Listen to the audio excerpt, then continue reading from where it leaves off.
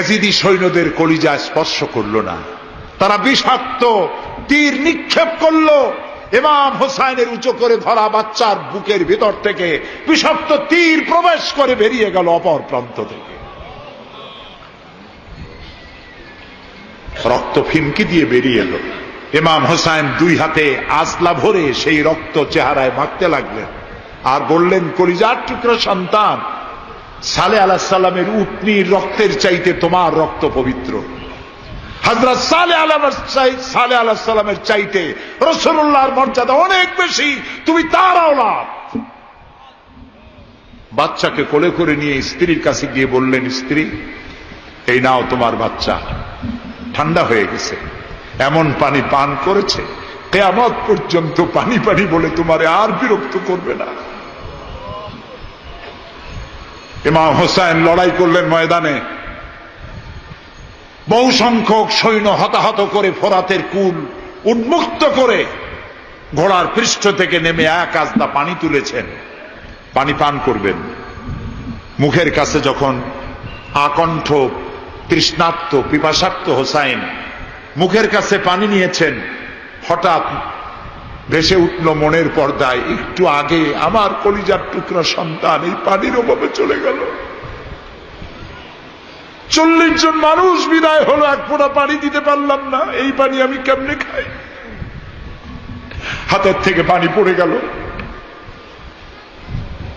অশ্বের পৃষ্ঠে আরোহণ করলেন, চতুর্দিক থেকে তীর আর তরবারি আসতে লাগলো। ইমাম হোসেন বললেন, থামো, একটু থামো, তোমরা কাকে তীরবিদ্ধ করছো? আমি কি তোমাদের রসূল মুহাম্মদ সাল্লাল্লাহু আলাইহি সাল্লামের নাতি নই? আমি কি তোমাদের রসূলের কলিজার টুকরা মা ফাতেমার নয়নের মণি নই? কেমন করে আমার গায়ে তোমরা তীর মারো? উম্মে সালমা, আমাদের মা উম্মে সালমা রাদিয়াল্লাহু তাআলা আনহা, সকাল বেলায় 11ই মুহররম সকাল বেলায় তিনি ঘরে বসে কাঁদতেছেন। কয়েকজন প্রতিবেশী মহিলা এসে বলছেন, মা আপনি কাঁদেন কেন? তিনি বলছেন, আজকে রাত্রে আমি স্বপ্নে দেখেছি রাসূলুল্লাহ আমার বাড়ি এসেছেন। আমি দেখতে পেলাম আল্লাহ রসুলের চোখ দিয়ে পানি পড়ছে, দাড়ি মোবারক ধুলা মাখা, বুক কাটা বলি।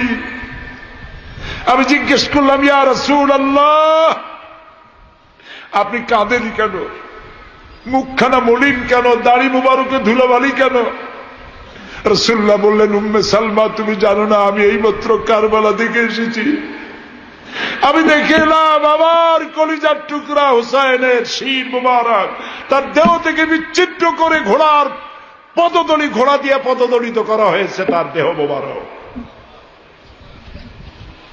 ইসলাম এত সহজে আসে না, অনেক রক্ত পাড়ি দিয়ে এসেছে ইসলাম।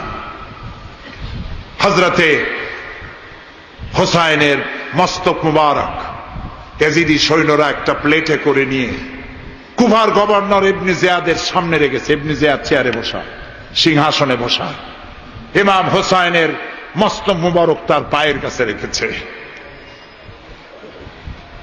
কলঙ্কিত ইতিহাস, কি করে আমি শুনাই আপনাদেরকে? ইবনে জিয়াদ চেয়ারে বসে পায়ের কাছে রাখা ইমাম হোসাইনের ঠোঁটের উপরে লাঠি দিয়ে নাড়তেছে। হযরত যায়েদ রাদিয়াল্লাহু তাআলা আনহু 80 বছর বয়স, তিনি বলছেন, ইবনে জিয়াদ, এতক্ষণ যা করেছো মুখ বুজে সহ্য করেছি, কিন্তু এখন যেটা তুমি করতেছো পায়ের কাছে কার ব্যথা?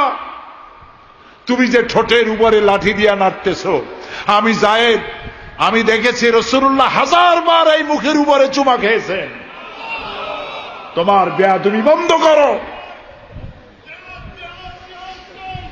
প্রিয় ভাই সব, রাজতন্ত্র নয়, পরামর্শ ভিত্তিক সমাজ ব্যবস্থা প্রতিষ্ঠার জন্য আল্লাহ তাআলা ইসলাম দিয়েছেন, দ্বীন দিয়েছেন। সেই জীবন ব্যবস্থা ইসলাম আজকে এই পৃথিবীতে মুসলমানদেরকে সন্ত্রাসী জাত হিসাবে চিহ্নিত করার জন্য, উগ্র জাতি হিসাবে, সহিংস জাতি হিসাবে, অগণতান্ত্রিক জাতি হিসাবে প্রমাণিত করার জন্য পাশ্চাত্য শক্তি তারা নবী করিম সাল্লাল্লাহু আলাইহি সাল্লামের ব্যঙ্গচিত্র এঁকে দুনিয়ায় ছড়িয়ে দিয়েছে। আজকে জুমার খুতবায় আমি কসাই মসজিদে বলেছিলাম, রাসূলুল্লাহর মাথার উপরে বোমা আকৃতির পাগড়ি বেঁধেছে, পাশে দুইটা অর্ধনগ্ন মেয়ে লোক রেখেছে। নাউজুবিল্লাহ। তোদের মতো অসভ্য আছে পৃথিবীতে? ডেনমার্ক, আমেরিকা, ইউরোপ, তোমরাও কি মানুষের মতো কাজ করেছ? বিশ্ব নবী পৃথিবীতে সব দিয়েছেন, কিছু নেন নাই। তাকে অপমান করার অর্থ হচ্ছে মানব সভ্যতাকে অপমান করা। রাসূলকে অপমান করার ক্ষমতা কারো নাই। তার সম্মান পাহাড় সমান নয়, তার সম্মান আকাশ সমান নয়। রাসূলের সম্মান আল্লাহর আরশ পর্যন্ত। আল্লাহ তার আরশে আজিমে কাউকে দাওয়াত দেন নাই, বিশ্ব নবীকে দাওয়াত দিয়েছিলেন। আমি আমার বরিশালবাসীদের বলবো, মুসলমান সব থেকে শক্তি বেশি মাটি। আগুন হচ্ছে সংহারক, আর মাটি হচ্ছে উৎপাদনশীল। এ মাটির তলায় আর একটা জগৎ আছে, পানির তলায় আছে আর একটা জগৎ। আলহামদুলিল্লাহ রব্বিল আলামিন। এই যে রব্বিল আলামিন বলা হয়, আলম হচ্ছে এক বচন, আলামিন হচ্ছে বহু বচন। আল্লাহ শুধু ইহুকাল আর পরকাল, ইহজগৎ আর পরজগতের মালিক নন, বহুমাত্রিক জগতের মালিক তিনি। সেই জগৎগুলি আমরা চিনি না। অবশ্য সময় হলে আরেকদিন এ ব্যাপারে বলবো ইনশাআল্লাহ। মাটির তলায় কি জগৎ, সাগরের তলায় কি জগৎ, ও বোঝে নাই, ও তো শয়তান, ও এরকম বলে বসলো। আল্লাহ তাআলা বললেন, ইন্নাকা রাজিম, তুই মরদুদ, আমার হুকুমের অবাধ্য হয়েছিস, বেরিয়ে যা, তোর জীবনের সমস্ত ইবাদত আমি পণ্ড করে দিলাম। শয়তান বলল, আল্লাহ তাআলা, আমার ইবাদত গুলি আদমের কারণেই পণ্ড হলো, তাই এতদিন কষ্ট করে ইবাদত করলাম, এর বিনিময়ে কিচ্ছু দেবা না? আল্লাহ কয়, চাইস কি? কয়, আমার 3 দফা দাবি। কি কি? 1 নম্বর, যে আদমের কারণে আমার সব শেষ হইল, শয়তান হয়ে গেলাম, এই আদম বাঁচবে কয়দিন? আল্লাহ তাআলা বললেন, এরা তো কিয়ামত পর্যন্ত এর সন্তানেরা থাকবে। শয়তান বলল, এই আদম সন্তানকে প্রতারণা করার জন্য আমাকেও কিয়ামত পর্যন্ত হায়াত দিতে হবে। আল্লাহ তাআলা বললেন, মঞ্জুর। শয়তান বলল, আমাকে আমার 2 নম্বর দাবি, যেহেতু আমি মানুষের প্রতারণা দিব, ভাইতে ভাইতে ঝগড়া লাগাবো, স্বামীতে স্ত্রীতে ঝগড়া লাগাইয়া তালাক দেওয়াবো, ভাইতে ভাইতে খুনাখুনি বাধায় দেব, কিন্তু লোকেরা যদি আমারে দেখতে পায় যে শয়তান এই যে তালাক দেওয়াইয়া এই যে যায়, ছেলে আর বাপে ঝগড়া বাঁধাইয়া ভাইতে ভাইতে খুনাখুনি করাইয়া এই যে শয়তান যায়, তাহলে তো আমার ঠ্যাং আস্ত থাকবে না, আমার তো মেরে ফেলাবে। সুতরাং আমাকে আন্ডারগ্রাউন্ড ওয়ার্ক করতে দিতে হবে, আমি শয়তানি করব, কেউ কিন্তু আমার কেউ দেখবে না। আল্লাহ কয়, মঞ্জুর। শয়তান কয়, লাস্টলি অ্যান্ড ফাইনালি 3 নম্বরের দাবি, আমি করব সারা জীবন তোমার বিরোধিতা। আর মজার ব্যাপার, রিজেকের মালিক তুমি, তুমি যদি আমারে আর আমার অনুসারীদেরকে খাবার না দাও, তো আমি তো ওয়ার্কার পাবো না, এই জন্য আমারে খাইতে দেওয়া লাগবে, আমার ওয়ার্কারদেরকেও খাইতে দিতে হবে। আল্লাহ বললেন, মঞ্জুর। শয়তান বলল, হায় আল্লাহ তাআলা, এবার তোমার জাহান্নামের সংখ্যা বাড়াইতে পারো, আমি তোমার সমস্ত বান্দাগুলি সব জাহান্নামকে ভর্তি করে দেবো। এই কোরআন শরীফে আছে। আল্লাহ তাআলা ফেরেশতাদের বললেন, ফেরেশতারা শুনছো শয়তানি কইল কি? আল্লাহ রাব্বুল আলামিন বলেন,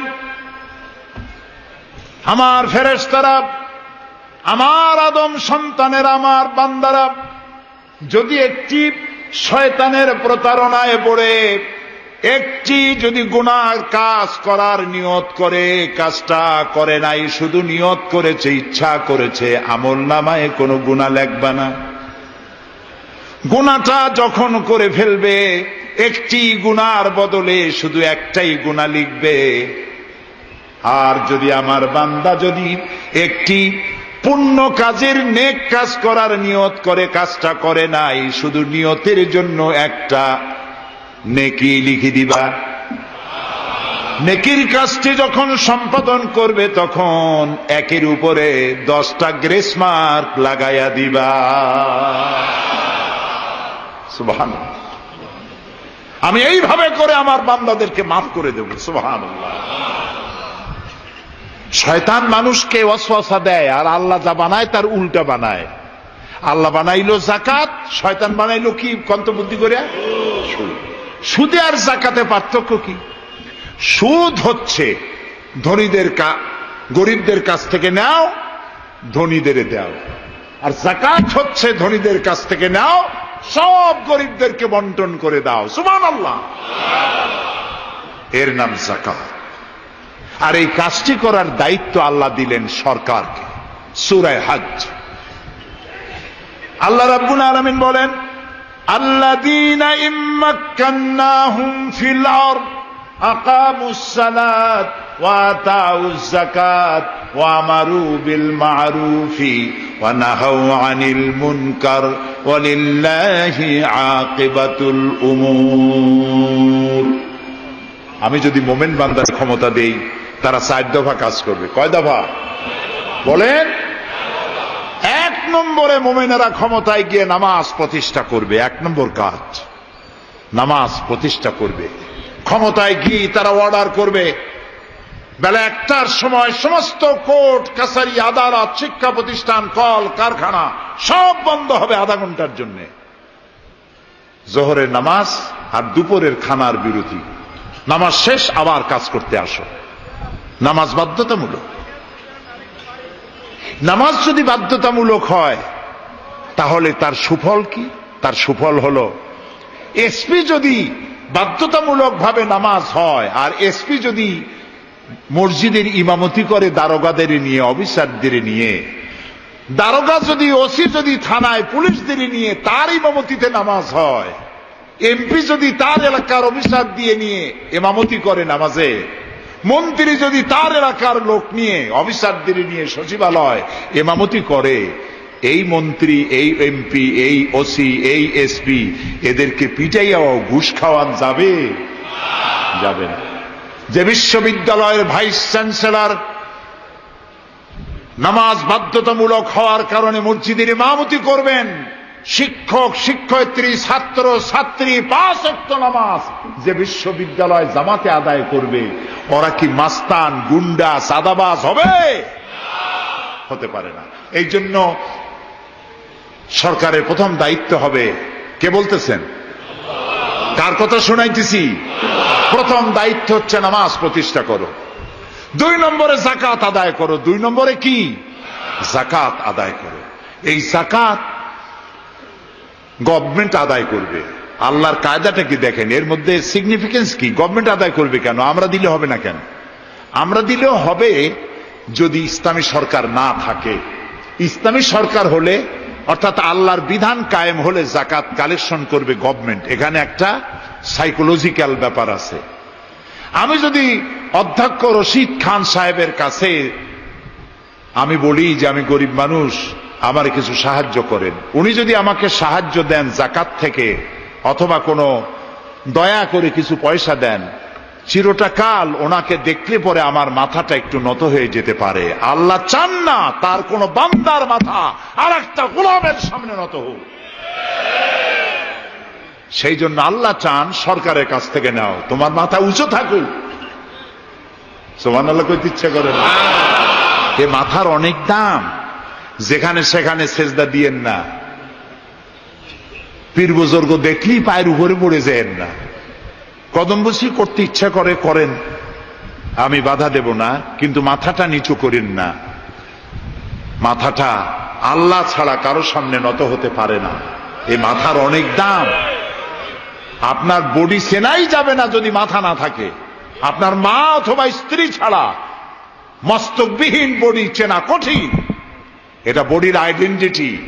এই জন্য দেখবেন পৃথিবীর সমস্ত প্রাণী খাবারের সময় রুজির উপরে, রিজিকের উপরে মুখ লাগাইয়া খায়। গরু, বাছুর, মুরগি, হাঁস, হাতি, বাঘ, ভল্লুক, ময়না, টিয়া সব খাবারের উপরে মুখ লাগাইয়া খায়। কেবলমাত্র মানুষ খাবারের সময় খাবারটা মাখাইয়া মাথা উঁচু থাকে এখানে দেয়।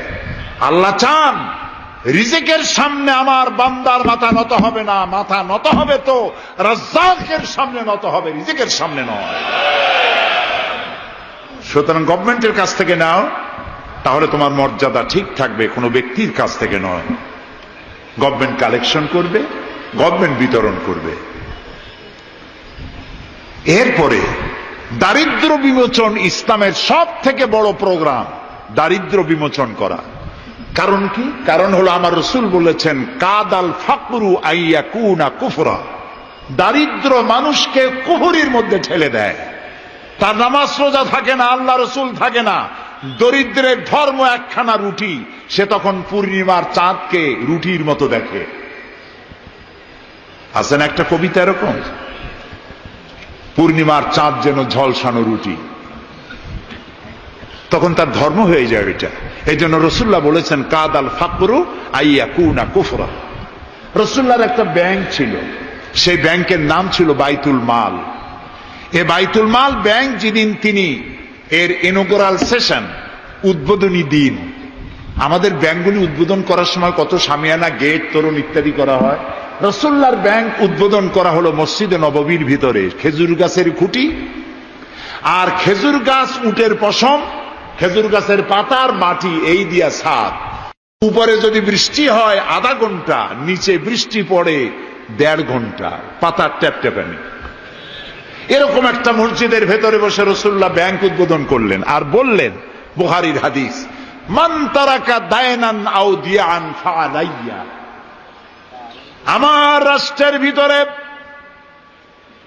কোন মানুষ যদি ঋণগ্রস্ত অবস্থায় মারা যায় আর তার ঋণ পরিশোধের অর্থ যদি না থাকে, তাহলে তার ঋণ পরিশোধের দায়িত্ব আর তার বিবি বাল বাচ্চা প্রতিপালনের দায়িত্ব আমি মুহাম্মদ আমার কাঁধের উপরে নিয়ে নিলাম।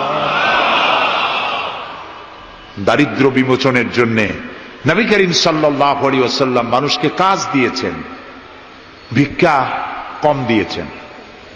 কেউ চাইলে, রসুলের আদত মোবারক ছিল, কেউ কিছু চাইলে পকেটে হাত দিতেন, থাকলে দিতেন। জীবনে একদিনের জন্য কাউকে না বলেন নাই।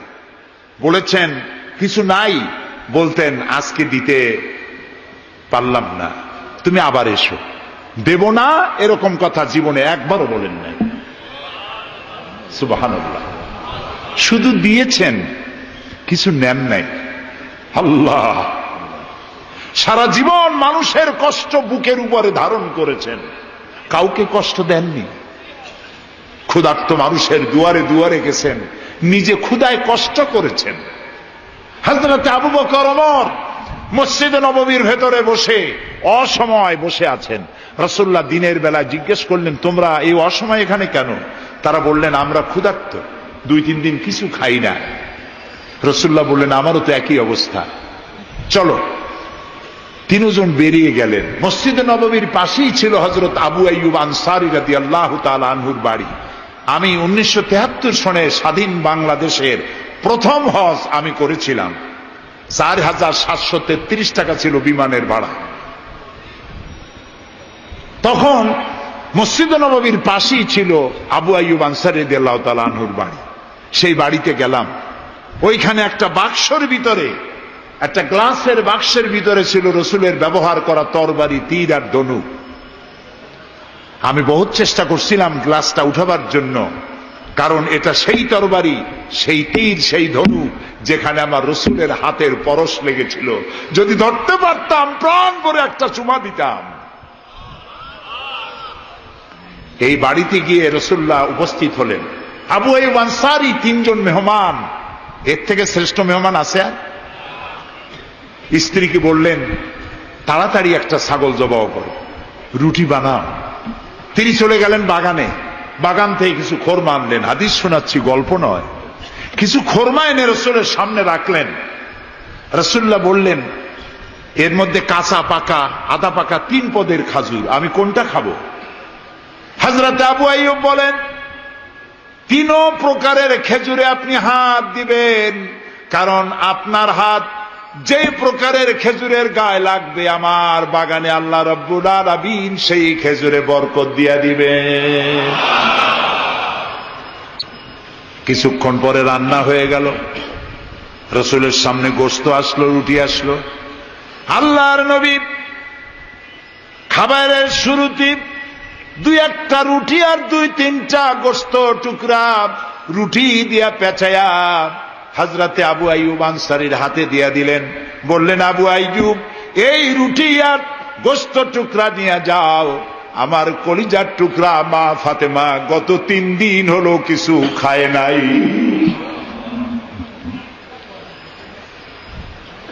দুনিয়ার মানুষের খাবার পৌঁছায়ছেন, নিজে না খেয়ে থেকেছেন। হযরত আয়েশা বলেছেন, 1 দিন 2 দিন না, মাসের পর মাস রাসূলুল্লাহর স্ত্রীদের ঘরে চুলায় আগুন জ্বলে নাই। হযরত ওমর রাদিয়াল্লাহু তাআলা আনহু রাসূলুল্লাহর ঘরে প্রবেশ করেছেন। এখনো ঘরটা আছে, মসজিদে নববীর কোনায় ছোট্ট ঘরটা, বিশ্বনবীর ঘর। তিনি ঘরের মধ্যে প্রবেশ করে দেখেন রাসূলুল্লাহ শুয়ে আছেন। তারপরে হযরত আবু বকর সালাম করলেন, রাসূলুল্লাহ উঠে বসলেন। হযরতে ওমর রাদিয়াল্লাহু তাআলা আনহু বাচ্চা শিশুর মতো ডুকরে কেঁদে উঠলেন। নবীজি জিজ্ঞেস করলেন, ওমর কাঁদো কেন? হযরত ওমর বলছেন, ইয়া রাসূলুল্লাহ, আমি বিশ্বনবীর ঘর দেখতেছি, ছোট্ট একটি ঘর, এক কোনায় পানি শূন্য সরাহি কাত হয়ে পড়ে আছে, এক পাশে একটা গ্লাস, আর আপনি যে বিছানায় শোয়া, চাদর নাই, বালিশ নাই, দড়ি দিয়া বুনানো খাটিয়ার উপরে শুয়েছিলেন, হাতের তলায় মাথার তলায় হাত দিয়ে আপনার জান্নাতি শরীর মোবারকের পিঠের উপরে দড়ির দাগ আমি সহ্য করতে পারছি না ইয়া রাসূলুল্লাহ। কাফেরেরা পৃথিবীতে এত শান্তি করলো, আর আল্লাহ রাসূলের গায়ে দড়ির দাগ, আপনি আমাকে অনুমতি দেন, আমি একটা তোশক আপনাকে বানায় এনে দেই। রাসূলুল্লাহ বললেন, ওমর, আমি যদি হুকুম করি, এই যে ওহদ পাহাড়টা আমার জন্য সোনায় পরিণত হয়ে যাবে। আমি পৃথিবীতে শান্তি করতে আসি নাই, এসেছি মানবতার মুক্তির জন্য, কল্যাণের জন্য। নবী করিম সাল্লাল্লাহু আলাইহি ওয়াসাল্লাম এই যাকাতের বিধান কায়েম করলেন। মানুষের দুয়ারে দুয়ারে খাবার পৌঁছে গেল, বৃদ্ধরা ভাতা পেল, বয়স্করা ভাতা পেল, বেকারেরা তাদের কাজের সংস্থান পেয়ে গেল। অবস্থা এমন হলো, হযরত ওমর ইবনে আব্দুল আজিজ রাহমাতুল্লাহ আলাইহির সময় যাকাত কে নেবে, যাকাত কে নেবে চিল্লানো হতো, ঢোল বাজানো হতো। একজন লোক পাওয়া যেত না যে যাকাত আমার দরকার। ইতিহাস লিখছে, ওই সময় একজন লোক তার সাদকার টাকা নিয়ে ঘুরতেছে যে যাকাত কাকে দিবে। 3 দিন হলো যাকাত নেওয়ার মতো একটা লোক পেল না। অবশেষে ক্লান্ত হয়ে মরুদ্যানের মধ্যে বসে আছে। কিছু সময় পর দেখলো যে একটা লোক, ধুলায় ধূসরিত চেহারা, তিনি এসেছেন, হাতে একটা বড় টোপলা। এই লোকটি বলল, পথিক, আসসালামু আলাইকুম, আমি 3 দিন ঘুরলাম এই দেশে, একটা মানুষ পেল না যাকে আমি সদকার টাকা, যাকাতের টাকা দিতে পারি। আপনাকে মনে হচ্ছে গরিব মানুষ, জামা কাপড় ময়লা, আপনি আমার এই টাকাগুলি নিয়ে আমাকে উদ্ধার করুন। লোকটি বলছে, তোমার মাথা ঠিক আছে কিনা আমি জানি না, তুমি কি মনে করছো যে আমার এই বস্তার মধ্যে ছেঁড়া খাতা? তোমার ওই টোপলায় যত টাকা, ওর থেকে অনেক বেশি টাকা আমার এই বস্তার ভিতরে। আমি 1 সপ্তাহ ঘুরতেছি, একটা গরিব মানুষ পাই নাই এই দেশে। এটি হলো যাকাতের কল্যাণময়তা, যাকাত ভিত্তিক অর্থ ব্যবস্থার কল্যাণময়তা। যারাই যাকাত দেয় না, অর্থকে সঞ্চিত করে, সোনা এবং রূপাকে সঞ্চয় করে, তাদের সম্পর্কে আল্লাহ কি বলছেন? والذين يكنزون الذهب والفضة ولا ينفقونها في سبيل الله فبشرهم بعذاب أليم। যারা নাকি রৌপ্য এবং স্বর্ণ সঞ্চয় করে, আমার রাস্তায় খরচ করে না, মানে গরিবদের দেয় না, সঞ্চিত করে রাখে, তাদের জন্য কঠিন পীড়াদায়ক শাস্তির সুসংবাদ দাও। প্রশ্ন উঠতে পারে, শাস্তির কি সুসংবাদ হয়? শাস্তির কি হয়? আল্লাহ সুসংবাদ বললেন কেন? এটা বোঝাবার জন্য ছোট্ট একটি দৃষ্টান্ত যথেষ্ট।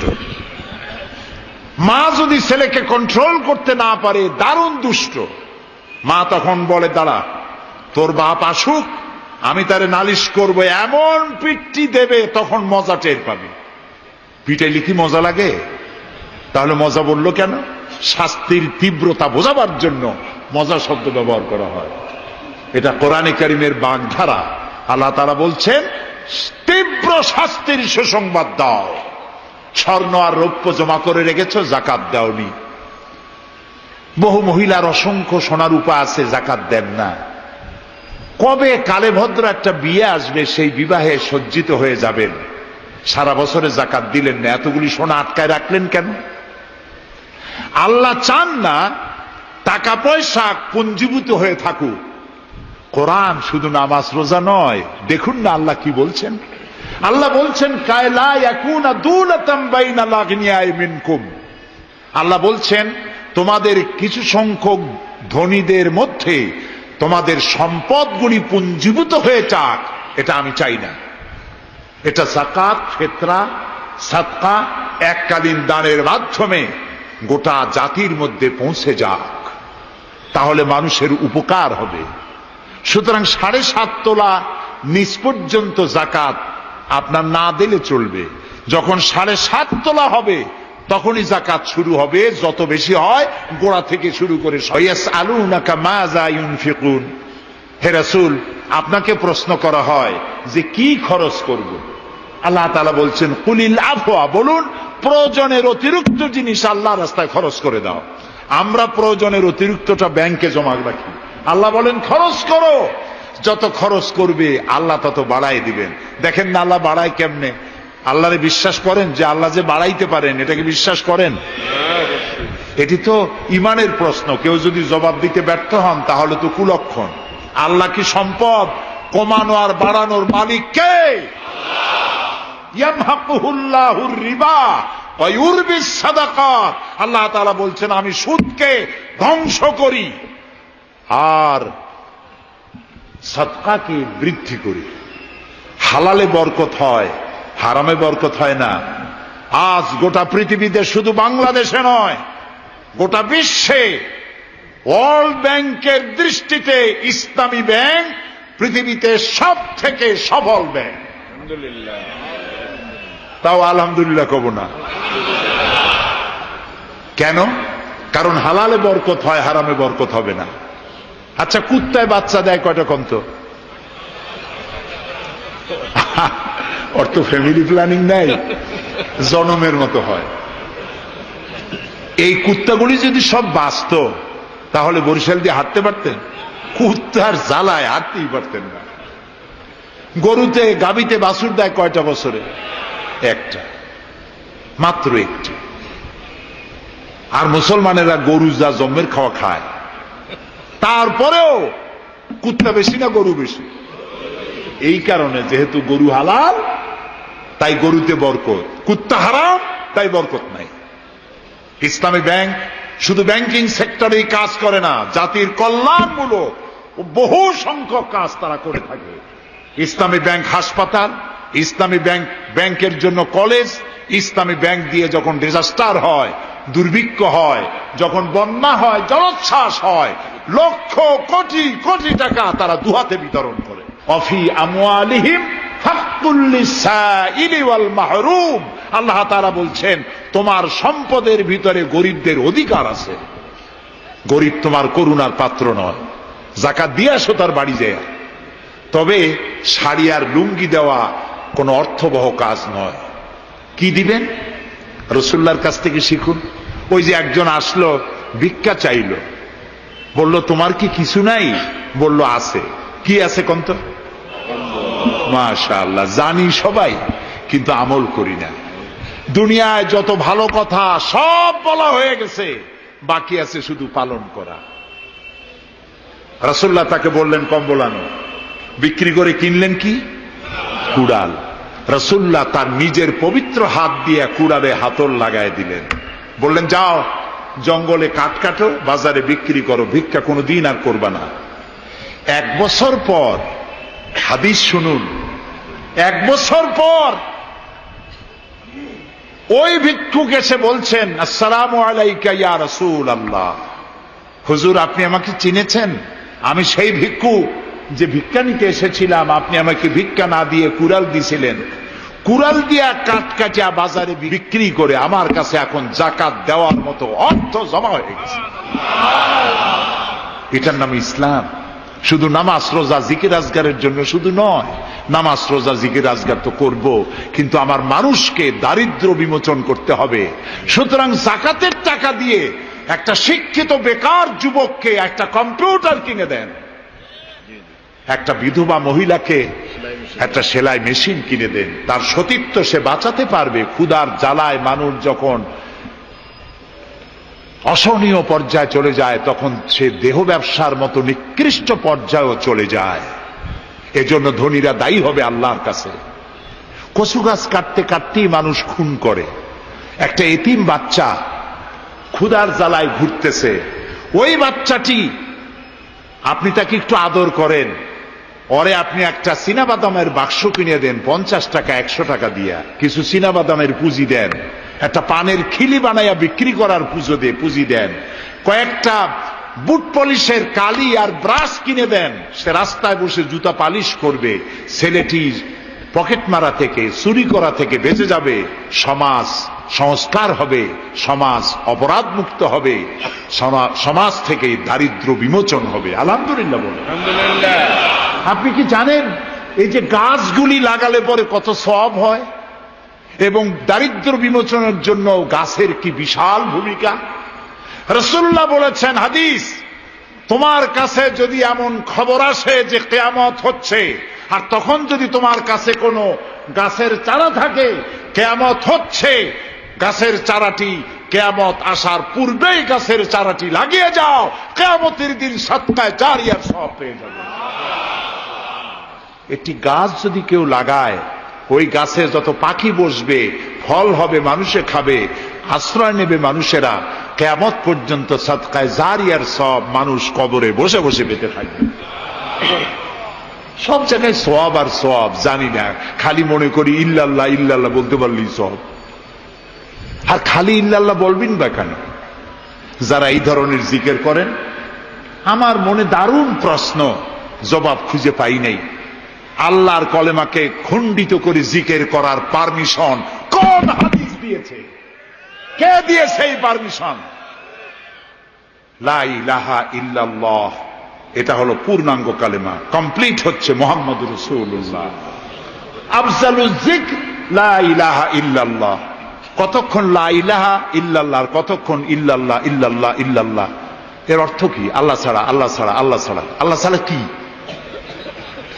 কমন সেন্সের শুধু কমন বাদ দিয়া শুধু সেন্স যদি থাকে, কোন মুসলমানের এমন জিকির করা উচিত নয়। তবে common sense is very uncommon. দুর্ভাগ্য জাতি। প্রিয় ভাই সব, দারিদ্র বিমোচনের জন্য আল্লাহ তাআলা এসব ব্যবস্থা করে রেখেছেন। কাজ করে খাও, আয় থেকে দায় শোধ করো। আপনার পুকুর কেটে চতুর্দিকে পুকুরের কান্দায় পেঁপে গাছ লাগান, কলা গাছ লাগান। হাঁস পালেন, হাঁসগুলি পানিতে সাঁতার কাটবে, ভেতরে মাছ থাকবে, হাঁসের পায়খানা খেয়ে মাছ বড় হবে, হাঁস বড় হয়ে ডিম দেবে। এই ডিম বিক্রি করবেন, মুরগি বিক্রি করবেন, পেঁপে বিক্রি করবেন, কলা বিক্রি করবেন। মানুষের কাছে হাত পাতার চাইতে নিকৃষ্ট কাজ আর নাই। রাসূলুল্লাহ বলেছেন, আল্লাহর কাছে এই রকমের হাতের চাইতে এই রকমের হাতের মর্যাদা বেশি। এইটার নাম কি? চাওয়া। বলেন এইটার নাম কি?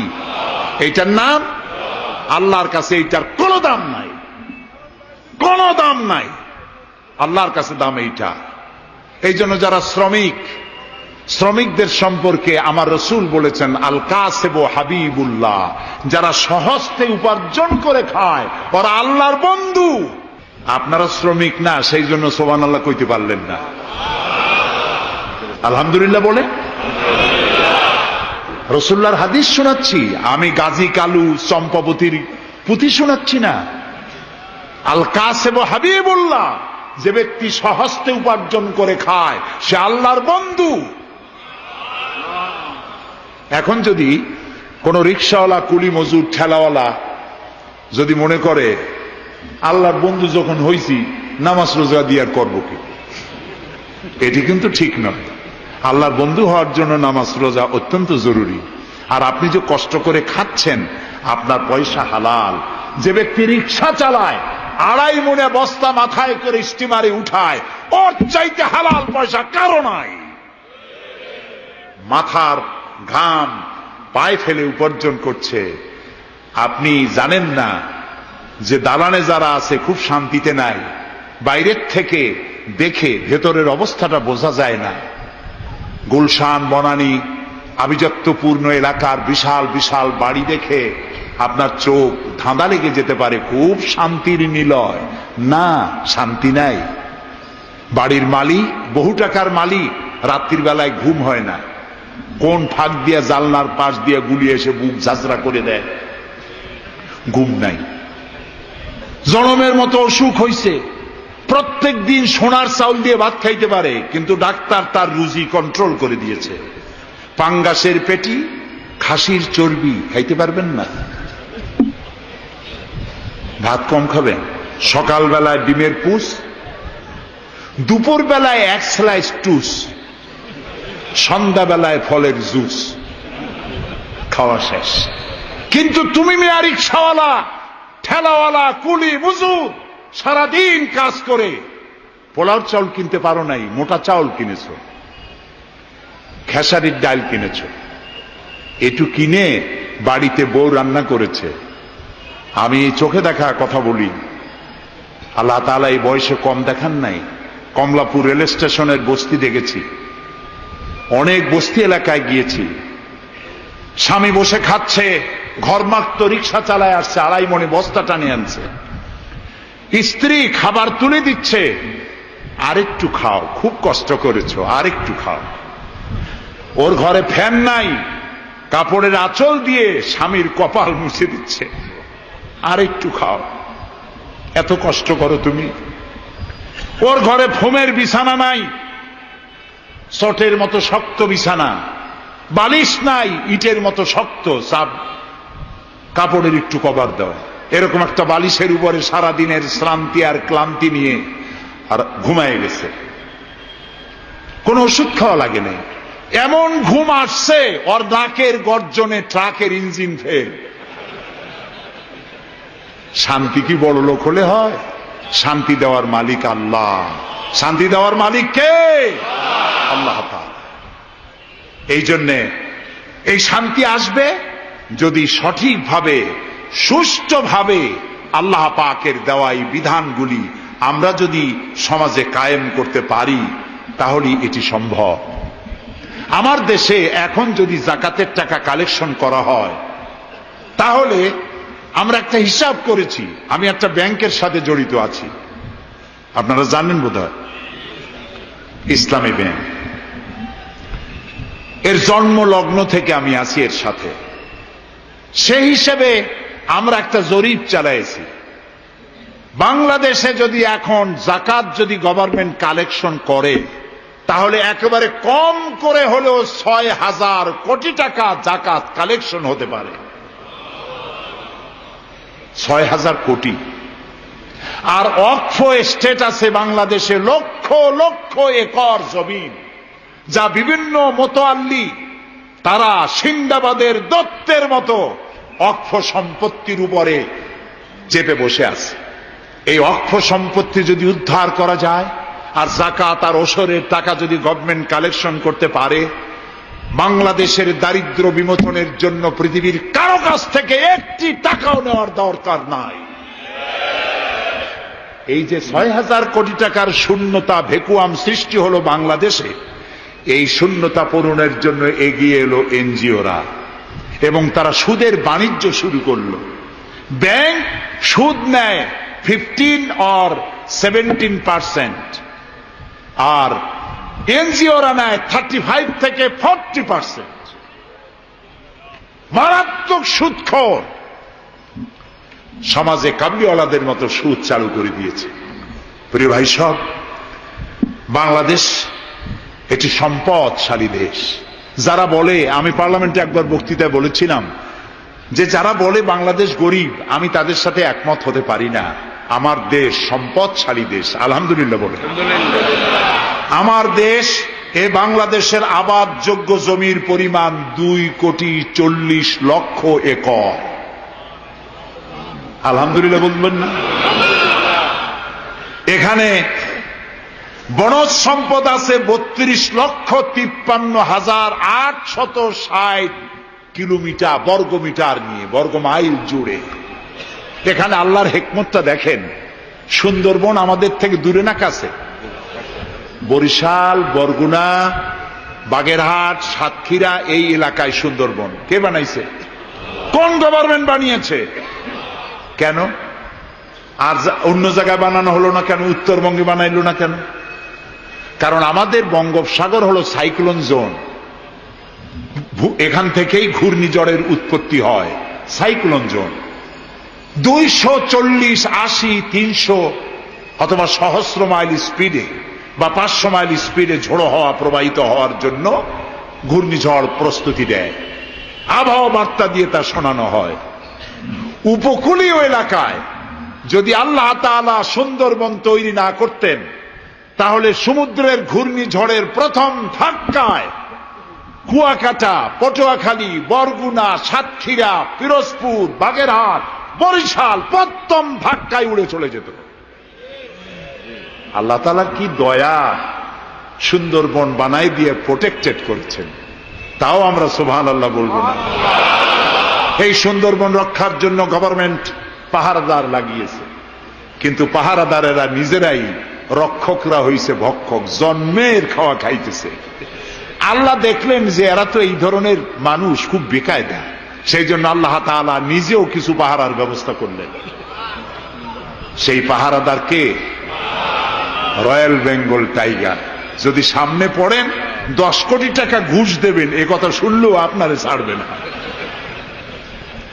যাতে বংশানুক্রমে পৃথিবীর মানুষ, দেশের মানুষ এগুলি ভোগ দখল করতে পারে, আল্লাহ সেই জন্য পাহারাদার রেখে দিয়েছেন। সুবহানাল্লাহ। আমার দেশে রয়েছে পানি সম্পদ। বাংলাদেশে ছোট বড় 250টি নদ নদী আছে, যেগুলির দৈর্ঘ্য 3,200 বর্গমাইল। আছে পানি সম্পদ, আছে পশু সম্পদ, আছে মৎস্য সম্পদ, সর্বোপরি আছে এই বাংলাদেশের 14 কোটি মানুষের 28 কোটি হাত। এই হাতগুলি যদি ভিক্ষুকের হাত না হয়ে কর্মীর হাত হয়ে যায়, তাহলে আমাদের দেশ গরিব থাকতে পারে না। আমার দেশের সম্পদের অভাব নাই, যথেষ্ট সম্পদ আছে, শুধুমাত্র ইকুয়াল ডিস্ট্রিবিউশন নাই। সৎ এবং যোগ্য নেতৃত্বের অভাবে এই চরম দুরবস্থার সৃষ্টি হয়েছে। আরো হয়েছে রাজনৈতিক প্রতিহিংসার কারণে। তা না হলে আমরা পৃথিবীর মধ্যে দাঁড়ায় যেতাম। যুদ্ধ বিধ্বস্ত জাপান কোথার থেকে কোথায় গেল? উত্তর কোরিয়া আমেরিকাকে চ্যালেঞ্জ করছে। থাইল্যান্ড, যারা নারী ব্যবসা করে জীবন বাঁচাইতো, সেই থাইল্যান্ড এখন, আমি মেলবোর্ন ইউনিভার্সিটিতে আমার প্রোগ্রাম ছিল, যাওয়ার সময় ব্যাংকক হয়ে গেলাম। একটি হোটেলে আমার থাকার জায়গা ছিল। 30 কিলোমিটার লম্বা ফ্লাইওভার ব্যাংককে। বিল্ডিংগুলি দেখতে হলে এরকম তাকালে মাথা টুপি পড়ে যায়, এত উঁচু উঁচু বিল্ডিং। সিঙ্গাপুর কোত্থেকে কোথায় গেল? আমরা যে তিমিরে ছিলাম সেই তিমিরেই রয়ে গেল।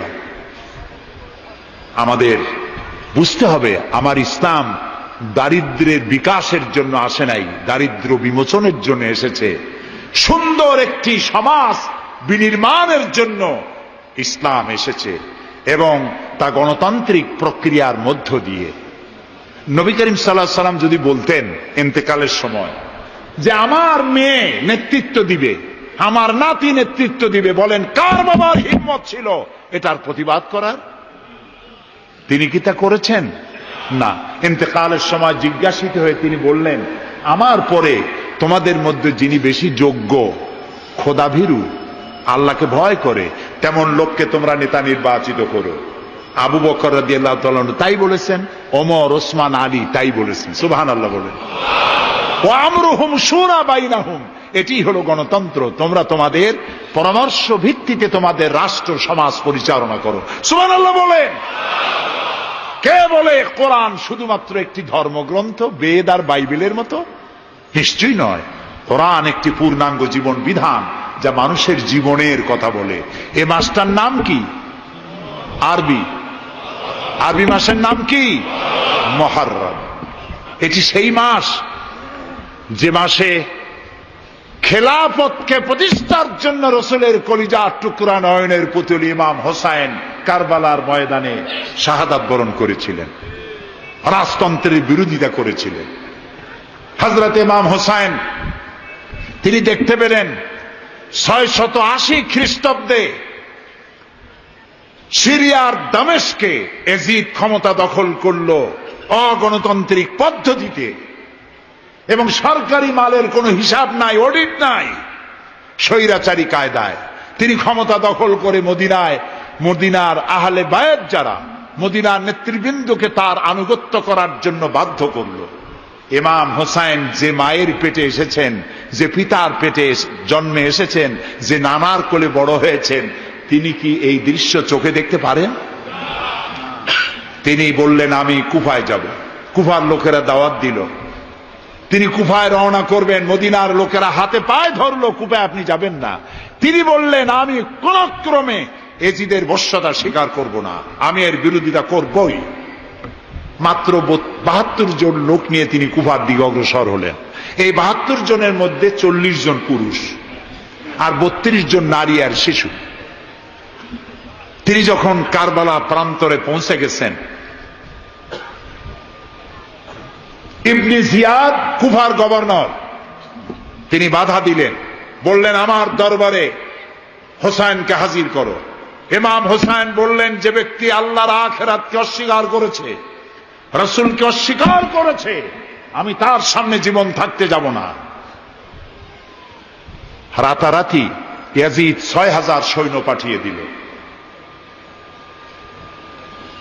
ইমাম হোসাইনের সাথে লোক কত?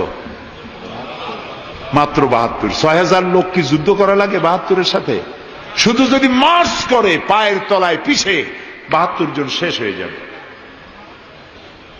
হযরত ইমাম হোসাইন রাতের বেলায় সঙ্গীদের বললেন, ও আমার সাথীরা, ইয়াজিদ আমার শির চায়, আমাকে চায়, আমার সঙ্গে থেকে তোমরা তোমাদের জীবনকে বিপন্ন করো না, তোমরা সবাই ফিরে চলে যাও মদিনায়। সাথীরা বললেন, ইমাম, আজকে যদি আপনাকে ছেড়ে জীবনের মায়া নিয়ে মদিনায় ফিরে যাই, আর আপনার যদি শাহাদাত নসিব হয়, তাহলে কিয়ামতের দিন আল্লাহর নবীর সামনে আমরা কি জবাব দেব? আমরা আমাদের জীবন দিয়ে আপনাকে পাহারা দেব। সকালবেলা যুদ্ধ শুরু হয়ে গেল। জোহরের নামাজ আসতে না আসতে 40 জন পুরুষ শাহাদাত বরণ করলেন। এখন একজন পুরুষ বেঁচে আছেন, ইমাম হুসাইন। তাঁবুর ভিতরে স্ত্রী এবং অন্যান্য মহিলাদের কাছ থেকে বিদায় নিতে এসেছেন। তোমাদেরকে আল্লাহর হাওয়ালা করলাম, আমি যুদ্ধে চলে যাচ্ছি। আমার চোখের সামনে আমার নানাজির দান্দান মোবারক শহীদ হওয়া ইসলাম, সাহাবীদের রক্ত দেওয়া, জীবন দেওয়া ইসলাম, খেলাফত মিটে যাবে পৃথিবী থেকে, রাজতন্ত্র প্রতিষ্ঠা হবে। আমার জীবন থাকতে আমি তা হতে দেব না। স্ত্রী এগিয়ে এলেন, বললেন, হুসাইন, জিহাদের ময়দানে থেকে আমি আপনাকে বিরত থাকতে বলবো না, তবে একটি দাবি আছে।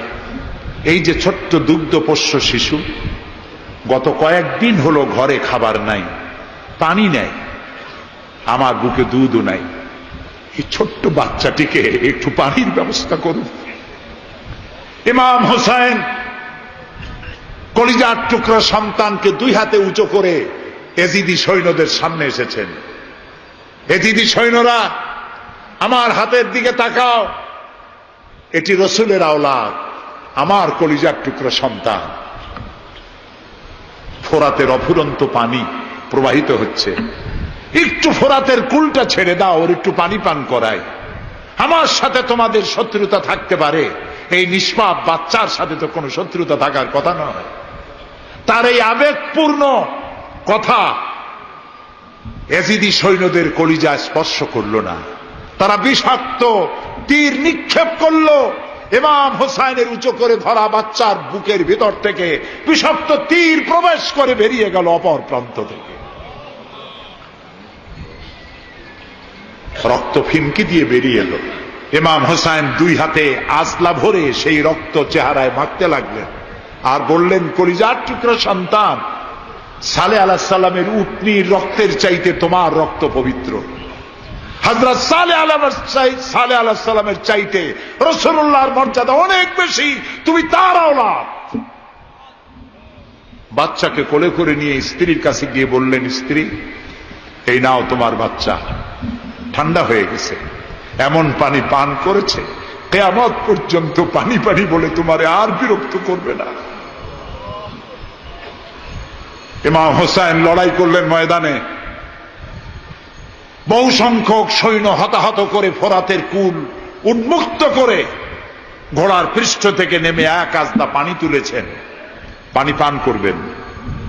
মুখের কাছে যখন আকণ্ঠ তৃষ্ণার্ত পিপাসার্ত হোসাইন মুখের কাছে পানি নিয়েছেন, হঠাৎ ভেসে উঠল মনের পর্দায়, একটু আগে আমার কলিজার টুকরা সন্তান এই পানির অভাবে চলে গেল।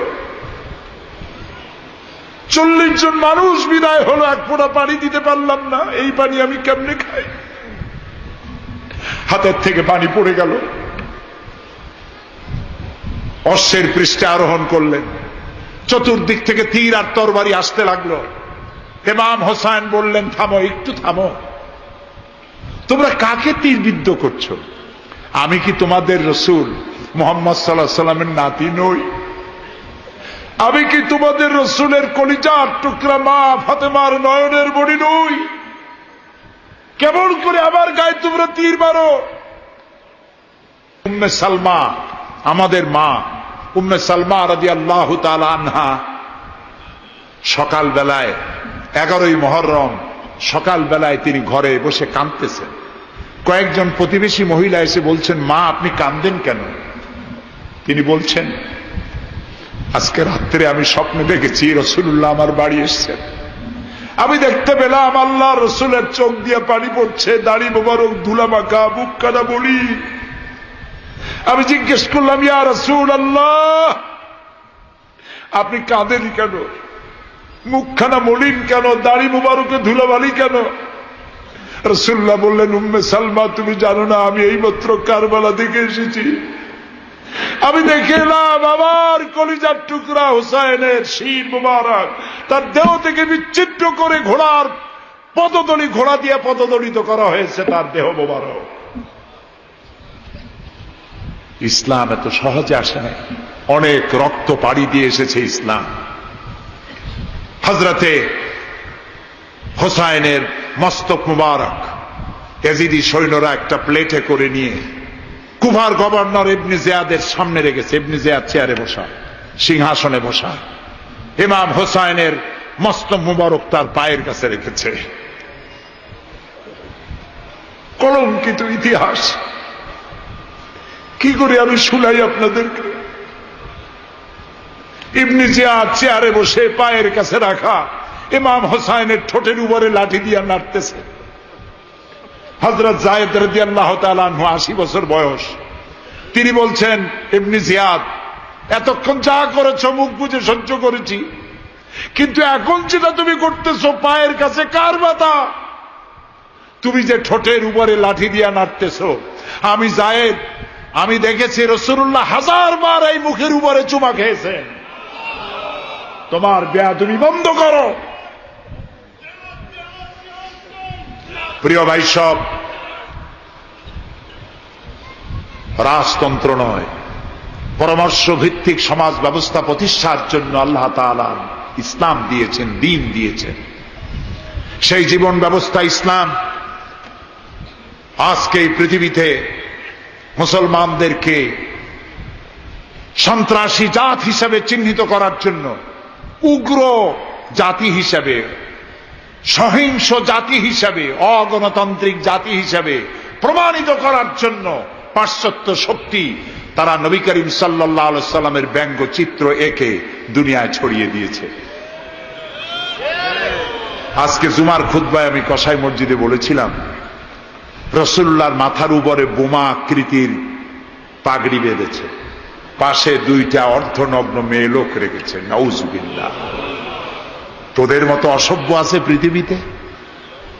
ডেনমার্ক, আমেরিকা, ইউরোপ, তোমরাও কি মানুষের মতো কাজ করেছ? বিশ্ব নবী পৃথিবীতে সব দিয়েছেন, কিছু নেন নাই। তাকে অপমান করার অর্থ হচ্ছে মানব সভ্যতাকে অপমান করা। রাসূলকে অপমান করার ক্ষমতা কারো নাই। তার সম্মান পাহাড় সমান নয়, তার সম্মান আকাশ সমান নয়। রাসূলের সম্মান আল্লাহর আরশ পর্যন্ত। আল্লাহ তার আরশে আজিমে কাউকে দাওয়াত দেন নাই, বিশ্ব নবীকে দাওয়াত দিয়েছিলেন। আমি আমার বরিশালবাসীদের বলবো, মুসলমানদেরকে ধৈর্য ধারণ করতে হবে, আরো সংযমী হতে হবে। ইসলাম সর্বশ্রেষ্ঠ জীবন ব্যবস্থা। এই কল্যাণময় জীবন ব্যবস্থা প্রতিষ্ঠার জন্য এগিয়ে আসতে হবে মুসলমানদেরকে, সকলকে, হিন্দুদেরকেও। হিন্দু, বৌদ্ধ, খ্রিস্টানদের বলি, আমার প্রিয় ভাইয়েরা, আপনাদের মধ্যে আমাদের মধ্যে পার্থক্য খুবই কম। হিন্দুরা বলেন এক ব্রহ্মা, দ্বিতীয় নাস্তি। আমরা বলি লা ইলাহা ইল্লাল্লাহ। কথা প্রায় কাছাকাছি। আপনারা পুনর্জন্মে বিশ্বাসী, আমরা পুনরুত্থানে বিশ্বাসী। এই কোরআন শুধু মুসলমানদের জন্য নয়। আপনার ইসলাম কবুল করা লাগবে না। আমি ইউরোপ, আমেরিকা, অস্ট্রেলিয়া, আফ্রিকায় যখন অমুসলিমদের মধ্যে বক্তৃতা করি তখন বলি, আপনাদের মুসলমান হওয়া লাগবে না।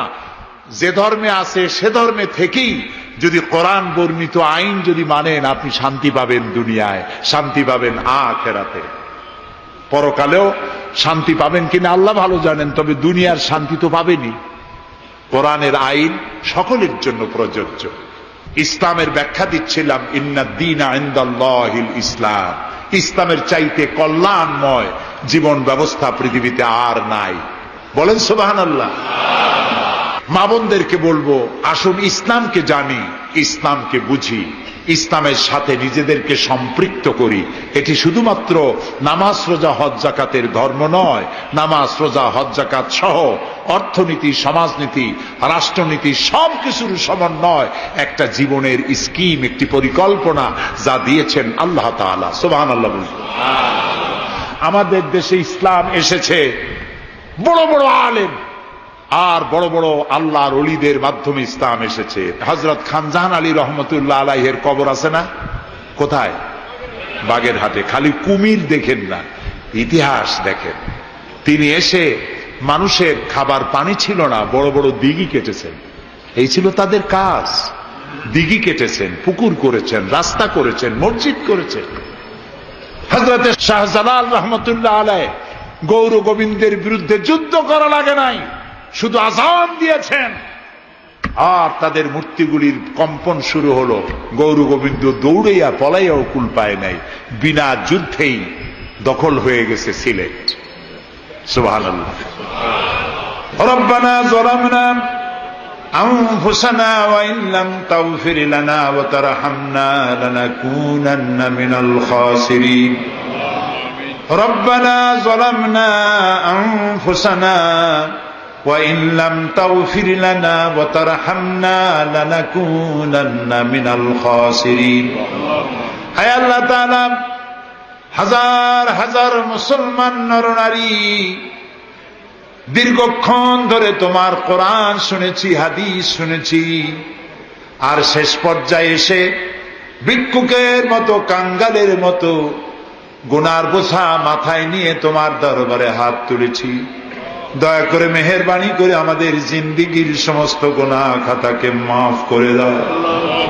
আমাদের মধ্য থেকে আমাদের মা বাপ দুনিয়া থেকে যারা বিদায় হয়ে গেছে, আয় আল্লাহ রব্বুল আলামিন, মা বাপের কবরগুলিকে জান্নাতের টুকরা বানায়া দাও। রব্বির হামহুমা কামা রব্বায়ানি সগীরা। সবাই পড়েন, রব্বির হামহুমা কামা রব্বায়ানি সগীরা। আয় আল্লাহ রব্বুল আলামিন, জনম দুঃখিনী গর্ভধারিণী মা, যিনি না খেয়ে আমাদের মুখে, ক্রন্দন মুখে চুমা দিয়া, শত চুমা দিয়া হাসি ফুটাইছেন, না খেয়ে আমাদেরকে খাওয়াইছেন, আমরা না ঘুমানো পর্যন্ত ঘুমান নাই, এত কষ্ট করেছেন যেই মা, আল্লাহ কবরটাকে বেহেশত বানাইয়া দাও। বাপজান এত কষ্ট করলেন, বাড়ি ঘর বানাইয়া দিয়া খালি হাতে বিদায় হয়ে গেছেন, কোন হালতে আসি জানি না, আল্লাহ আব্বার কবরটাকে বেহেশত বানাইয়া দাও। আমাদের মা বাপ যাদের বৃদ্ধ হয়ে গেছেন, রব্বুল আলামিন বিছানায় পড়ায়া পরনির্ভর করে মারবা না। আল্লাহ তাআলা স্বনির্ভর থাকাকালীন নিজে নিজে টয়লেটে যেতে পারেন, নিজের খাবার নিজে খেতে পারেন, দাঁড়াইয়া নামাজ পড়তে পারেন, নিজের কাপড় নিজে পরতে পারেন। এই অবস্থায়, সুস্থ অবস্থায় ইমানের সাথে উঠাইয়া নিও, বিছানায় ভালাইয়া রাইগো না। রব্বুল আলামিন, সারা জীবন আমরা গুনাহ করেছি, এত গুনাহ করেছি, তোমার আকাশের দিকে তাকাইয়া কথা বলতে লজ্জা করে, শরমে মাথা নিচু হয়ে যায়। আল্লাহ, যত গুনাহ করছি, নাফরমানি করেছি, আর তুমি শুধু মেহেরবানি করেছো। তুমি যদি আমাদের গোপন গুনাহগুলি জাহির করে দিতে, যৌবনকালের গুনাহ, জীবনের গুনাহ যদি সমাজের লোকেরা জানতো, স্ত্রী পুত্ররা জানতো, সম্মান দিত না। আল্লাহ তাআলা কিয়ামতের দিন লক্ষ কোটি মানুষের সামনে আমাদের গোপন গুনাহগুলি জাহির করে দিয়ে আমাদেরকে শরম দিও না। আয় আল্লাহ তাআলা, তোমার নবী বলেছেন 3000 বছর ধরে তুমি জাহান্নামের আগুন উত্তপ্ত করেছো। আল্লাহ তাআলা চৈত্র মাসের দ্বিপ্রহরের রোদ সহ্য হয় না। আল্লাহ তাআলা জাহান্নামের আগুন আমরা সইতে পারবো না। জাহান্নামের আগুন আমাদের জন্য আল্লাহ তুমি হারাম বানায়া দাও। আল্লাহুম্মা আজিরনা মিনান নার। সবাই পড়েন, আল্লাহুম্মা আজিরনা মিনান নার, আল্লাহুম্মা আজিরনা মিনান নার। আয় আল্লাহ তাআলা, তামাম পৃথিবীতে মুসলমানেরা আজ বড় বিপদে। মুসলমানদের কেউ দেখার নাই। ইরাকের আল গরিব কয়েদখানার ভিতরে মুসলমানদেরকে উলঙ্গ করে তাদের মুখের উপরে কাফেরেরা পেশাব করেছে। গুয়ান্তানামো কারাগারের ভিতরে মুসলমানদের বান্ধা তাদের সামনে কোরআন শরীফের উপরে পেশাব করেছে। রাসূলুল্লাহর মাথায় বোমা উঠাইয়া দিয়েছে। নগ্ন নারী তার পাশে বসাইয়া ছবি উঠাইছে। বাবু, আমাদের কলজা চলে যায় বাবু। আল্লাহ নর পশুদের হেদায়েত দাও। আল্লাহ পরাশক্তির নামধারী তথাকথিত সভ্যতাকে আল্লাহ তুমি হেদায়েত দিয়া দাও। এমন কোন আমল কি তোমার জানা আছে? একটু ভেবে চিন্তে বলো তো। কিছুক্ষণ চিন্তা করে মহিলা এক পর্যায়ে বলেই ফেললো, না না, তেমন কিছু তো মনে হয় না আমার। তবে আমার অন্তরের মধ্যে একটা জিনিস উদ্রেক হচ্ছে, আমার একটা জিনিস মনে হয়। আমার স্বামীর আমলনামা সম্পর্কে কোনো প্রশ্ন নাই, কিন্তু মাঝে মধ্যে আমার স্বামী, যখন আমরা স্বামী স্ত্রী মেলামেশা করতাম, গোসলটা যখন আমাদের উপরে ফরজ হতো, আমার স্বামী একসাথে আমরা যখন গোসলখানায় যেতাম, আমার স্বামী মাঝে মধ্যে আমাকে ডাইকা বলতো, প্রাণের বিবি, ইসলামের সব নিয়মগুলো আমার কাছে ভালো লাগে, আমার প্রশ্ন নাই, কিন্তু আমার মধ্যে একটা প্রশ্ন ব্যাপকভাবে মারাত্মকভাবে আমার আহত করে। বিবিরে, স্বামী স্ত্রীর সহবাসের পরে আবার গোসল করা লাগবে, এটা কেমন বিধান আল্লাহর? এটা আমার কাছে ভাল লাগে না। এর চাইতে খ্রিস্টানদের নিয়মটা বড় ভালো। খ্রিস্টানদের নিয়মে স্বামী স্ত্রীর সহবাসের পরে গোসল নাই, ওই নিয়মটা আমার কাছে ভালো লাগে। ইসলামের নিয়মটা আমার কাছে ভাল লাগে না। হাজি বলে, আল্লাহর বান্দি এবার চুপ কর, আমার আর জানতে কিছুই প্রয়োজন নাই, সব আমার জানা হয়ে গেছে। ইসলামের সব নিয়মগুলো তোমার স্বামীর ভালো ছিল, এটা তো ঠিক। ইসলামের একটা বিধান ভালো না লাগার কারণে জান্নাতুল মুআল্লার কবরস্থান থেকে উঠায়া আল্লাহ তারে ওই খ্রিস্টানদের কবরে পৌঁছে দিয়েছে। তুমি মুসলমানের ঘরে জন্ম নিলা, তোমার পর্দা পছন্দ না, দাড়ি তোমার পছন্দ না, তোমার কাছে বিদেশি কাটিংটা পছন্দ, নবীজির সুন্নাত তরিকার এক মুষ্টি ওয়াজিব দাড়িটা তোমার ভাল লাগলো না রে যুবক। নবীজির সুন্নাতি পোশাক তোমার পছন্দ না, তোমার কাছে বলিউড ডালিউড নায়ক নায়িকাদের পোশাক পছন্দ। বোরখা পর্দা পুশিদা মা তোমার কাছে পছন্দ না, ভেস্টা নারী বেধর্মীদের মতো হিন্দুত্ববাদীদের মতো উলঙ্গপনার পোশাক তোমার কাছে পছন্দ রে মা। ইসলামের নিয়মটা যাদের ভাল লাগে না, মনে রাখেন, নামাজ রোজা হজ যাকাতে সব দিকে ঠিক, ইসলামের কোন একটা বিধানে যদি ব্যত্যয় ঘটে, আপনার আমার কপালে জাহান্নাম ছাড়া আর কোনো উপায় নাই।